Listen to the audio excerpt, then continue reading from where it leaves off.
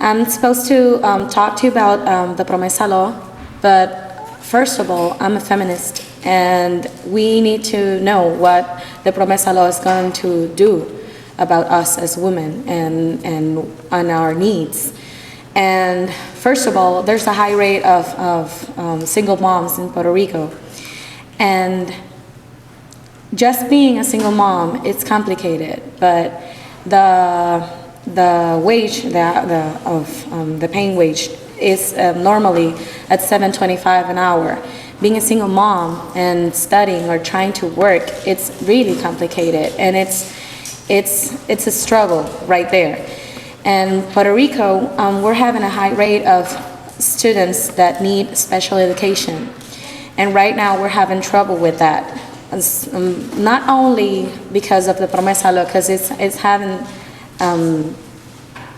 right now, it's not on right now, it's not on, but it's signed and it's going to happen. And we're having cutbacks before the law, so it's gonna get worse. And it's not just that, it's the healthcare, and it's our needs as you know, Planned Parenthood and anything else that we need as women. And we're having a lot of people caring about us, but there's not enough money for that kind of alternative. We're having trouble just getting ourselves educated as women, even though we have a high rate of education for women in the University of Puerto Rico. Most of them are women, but still it's complicated because the students in Puerto Rico can be just students full-time, needs to work too. And if you have to work and you have to study and you have along that being a mother or being a sister and being a kid, it's just complicated enough. And if you sum that to having healthcare problems, it's really a struggle. So with the Promesa law, one of the sections says, the Promesa law stands for the Puerto Rico Oversight, Management and Economic Stability Act. It's called Promesa by the acronym, and Promesa is promise in Spanish. So what kind of promise is that we're going to have more trouble and more struggle than right now? It's not fair at all. So the section 403 talks about the first minimum wage, and it says the employers may pay the new employers under the age of 25. How many of you are under 25 years old? Yeah, so it's going to be $4.25 an hour. For the first 90 days of employment, and might be extended for 4 years. Can you imagine trying to live at $4.25 an hour? It's ridiculous. So right now, it's not just the problem of being a woman in Puerto Rico and trying to get ahead of everything that we need. It's too the struggle inside the struggle. Right now, as an activist, we're movement in camping in front of the federal court, and most of us, we're women. But us as being women doesn't just cut out the rest of the things that we need to do as activists. We need to get all other women to be empowered with us, to strike with us, to have the resistance movement with us. And that's kind of complicated because, you know, when you study a little bit of the Latin kind of social movements, most of them are empowered by men. And how, as a woman, do you empower other women to do what you're doing, to live out all the things that you learn in life, that the woman's supposed to be at kitchen, woman's supposed to serve the man, woman's supposed to be quiet and to be pretty and to be, I don't know, a bunch of stuff that are lies, and you're not supposed to protest. That's not right. You're not supposed to have a megaphone. You're not supposed to get tattooed. You're not supposed to do a lot of stuff that is just stupid. And If you're harming us directly as women, why don't we have the opportunity and the space to protest as just women, as women with all the needs, and women who need all the other women to be a part of it, as a sorority, as people who care about the country, who care about people, not just Puerto Rico, who cares about North Dakota, who cares about Hawaii, who cares about Spain, who cares about any other woman, any other person that is in need for our energy, for our everything that we are trying to do. It's learning how to do some things differently than we thought that it could be. And it involves the environment, because it involves that we need to do things differently. We need to recycle, we need to grow things, we need to do whatever we want, but as something that it's a blank page. We need to just try to rewrite our history, and that's really complicated. So I'm here, I'm gonna be answering some questions, if you have any, just about how difficult it is to have a struggle inside a struggle.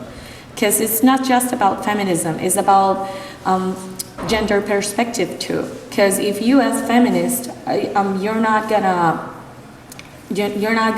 allow people who think they're women too.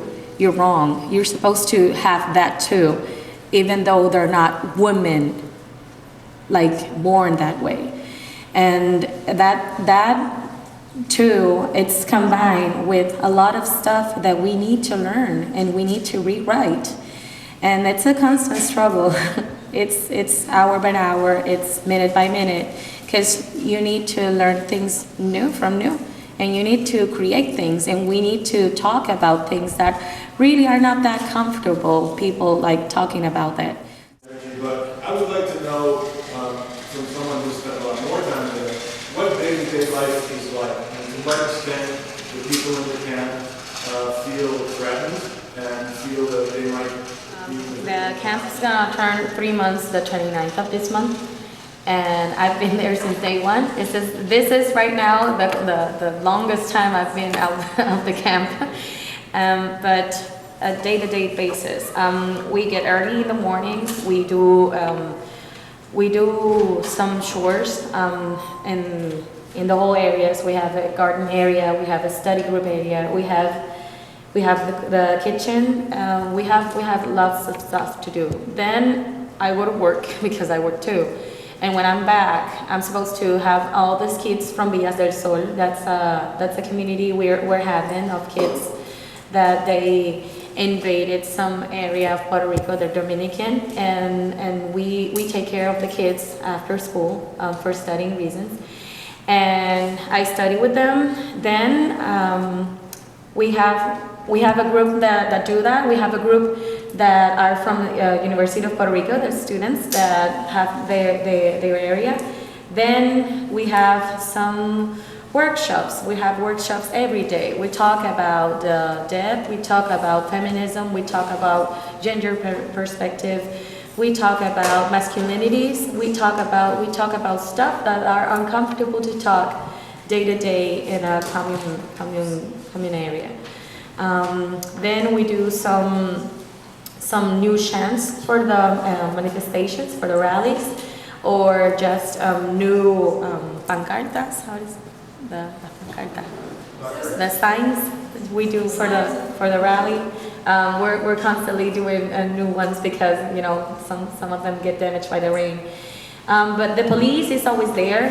At 3 a.m. we have police officers turning the alarms on and trying to scare us, but we're not scared. We're not.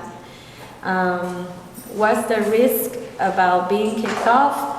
Well, the camp's there, and we're gonna still be there resisting. There's always the risk. Because we're in front of the federal court, right? They have the lights, like the baseball kind of lights in front of our tents because they don't want us to sleep, but we sleep anyways. Yeah, it's kind of a complicated place, but I love it. It's my home. The only thing I wanted to share with you is I will only provide you the perspective of someone who believes of the independence of Puerto Rico.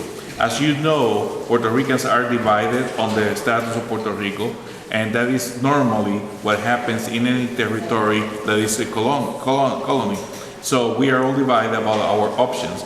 The reason why we're opposed to this particular law, as has been expressed before, is because this law, in our opinion, is an affront to our people.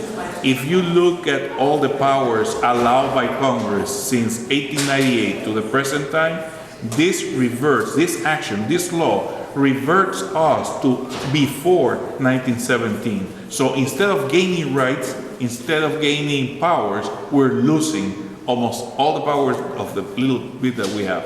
And the last thing I want to say is, when we talk about these issues, these are very complicated issues. That's why you need to understand the politics and the economics behind it, because otherwise we will never have the support of our people, particularly in Puerto Rico. To give you an example, in the last 11 years, Puerto Rico lost about 500,000 in population. Puerto Rico, not too long ago, which is almost the same size of Connecticut, had more population than Connecticut. If you were to admit Puerto Rico into the Union, we would have more representation in Congress than 25 states, in addition to the 2 senators. And one last word, and I have done this before the congressional delegation, in particular, I have told them in public forums about my position to Blumenthal and Murphy. When they pass this law, in their mind, it's because they feel bad about what's going on, and that's why they describe that it's a human tragedy. They're probably right about it, because it's an economic crisis as well. But what they're doing, perhaps in their own mind thinking in good faith, what they're doing is protecting the interests of the corporations that are at stake. They're not doing this protecting the interests of the Puerto Rican people. They have the power to provide Puerto Rico with the same tools and the same rights that any other states. They did not. They did pass this law as a result. So I leave you because I know that people want to leave. So. Okay, I just wanted to say before everybody leaves, I want to invite you. Thank you, Fernando. Before